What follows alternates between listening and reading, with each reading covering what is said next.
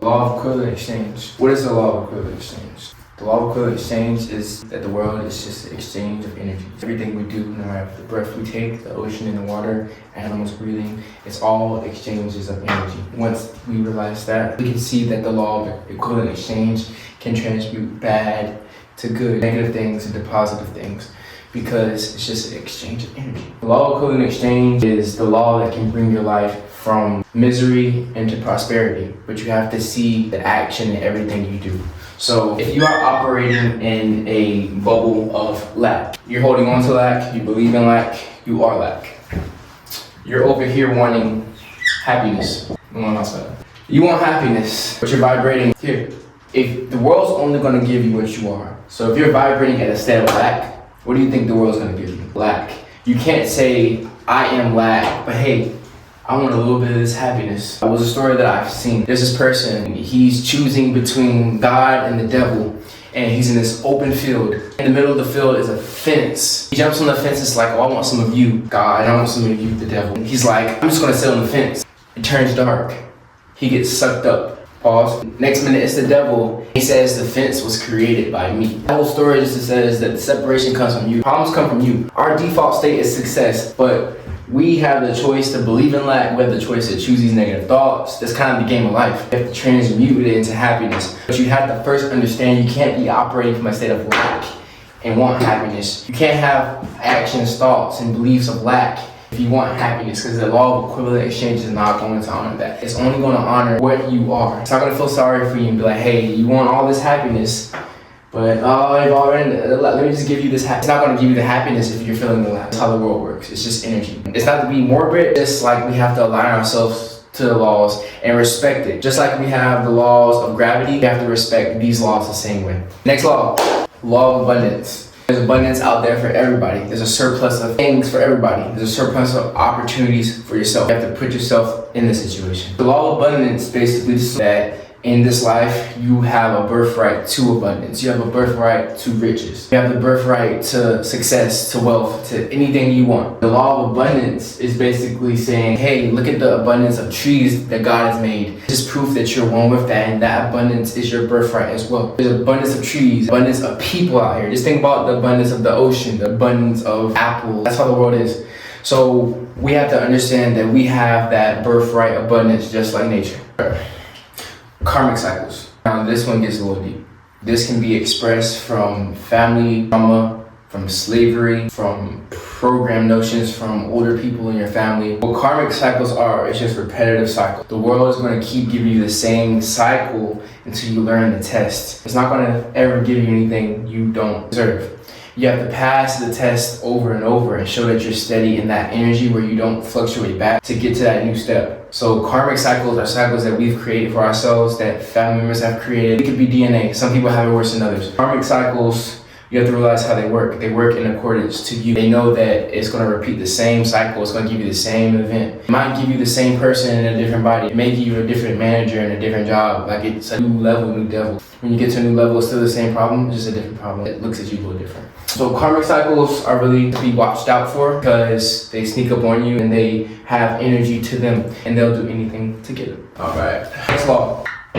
Law of gender. Law of gender. The world has masculine, the world has feminine energy. Feminine, think about the ocean, think about nature, think about the feminine energy of the world. Masculine is the drive, the force, the action. There's times of war and there's time for peace. Peace is the feminine energy. Feminine, don't get it wrong with being soft. Most of you people think that feminine energy is being soft. Feminine energy is understanding that feminine energy is always working. Feminine energy is like the ocean. The ocean never stops running down that stream. The ocean never stops working. Nature never stops working. That's the same thing with feminine energy. Think about a king and his wife. His wife stays home, cleans, goes to Pilates, make sure that, food's straight, kids are nurtured, baby bottle. But we need that. Most people be like, oh yeah, she's not working. But we need that divine feminine energy. Obviously the world's a little different now. You gotta think about the divine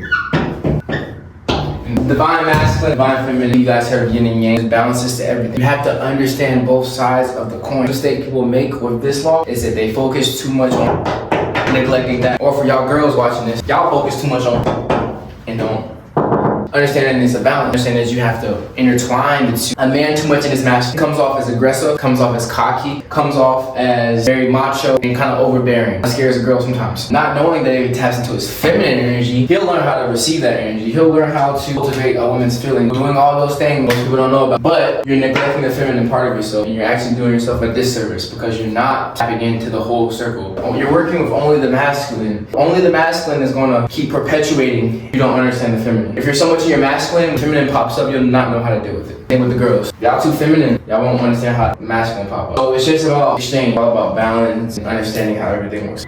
Alright, this law right here, it's called the law of rhythm. The law of rhythm basically says that life is like a roller coaster. You guys ever heard that analogy? Life has its ups, life has its downs. So everything is energy, everything's frequency. Even us, we're all this.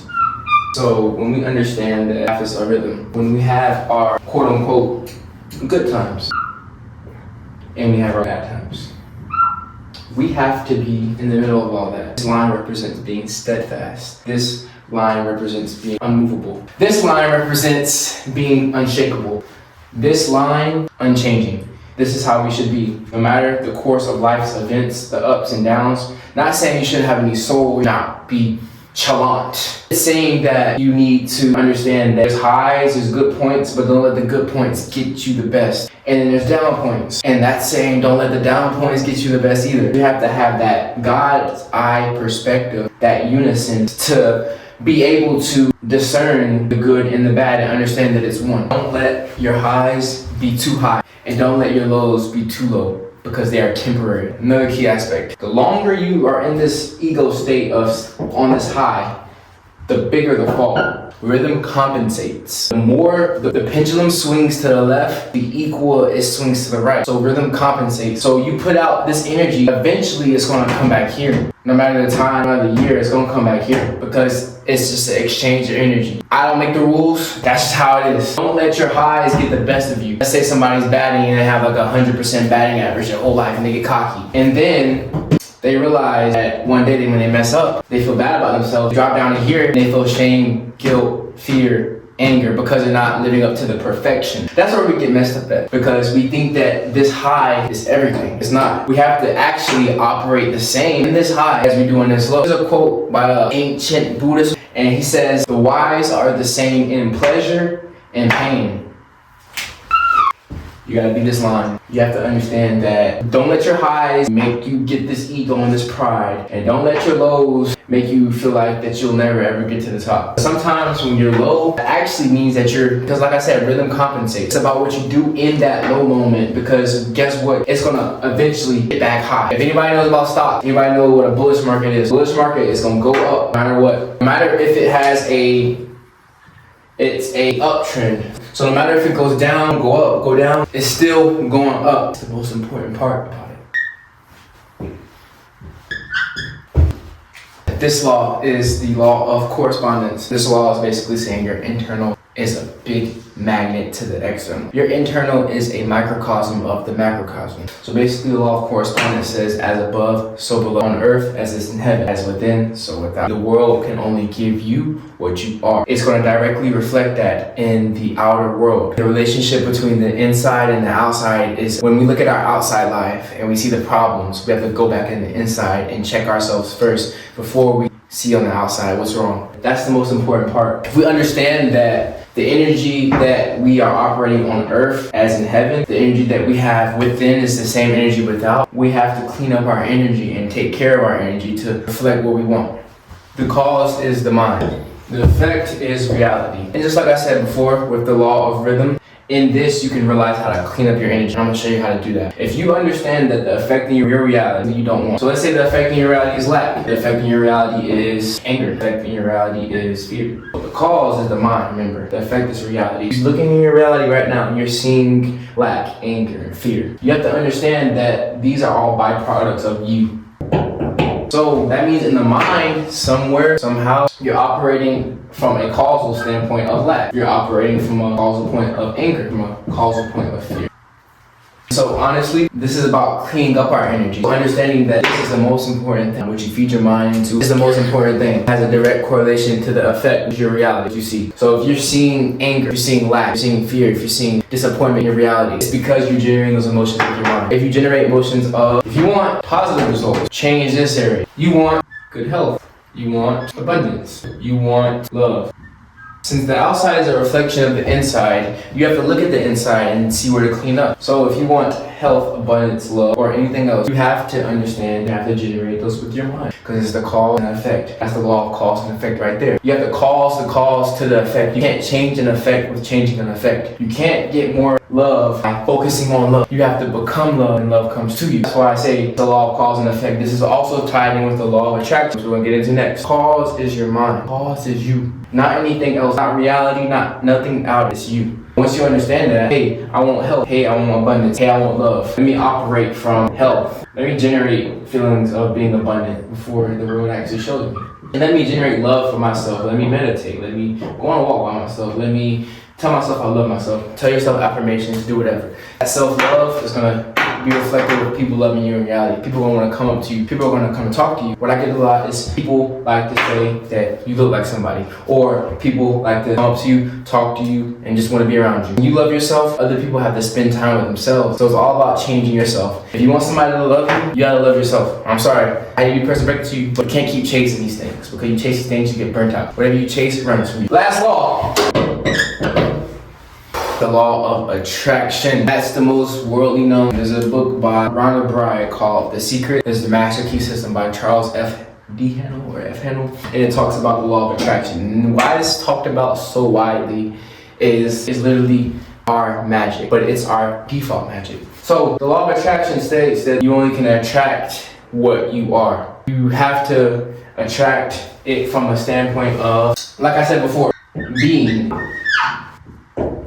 So for the law of attraction to work, you have to start from the end. And what I mean by start from the end is that you have to generate that end picture in your mind first. Let it create those feelings now while your reality doesn't look like that. So the world has to just give it to you.